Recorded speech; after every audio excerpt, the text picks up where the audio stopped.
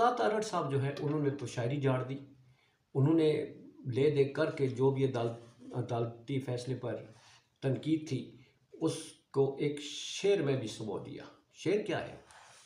शेर है, तू इधर उधर की बात न कर, ये बता कि काफिला कहाँ, काफिला क्यों लुटा।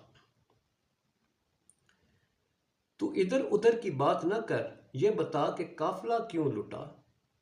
मुझे राहजनों से गिला नहीं,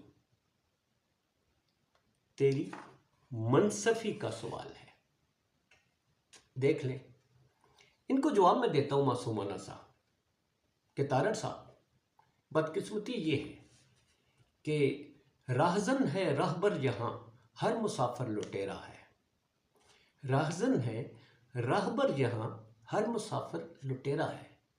मोहब्बतों के चराग गुल कर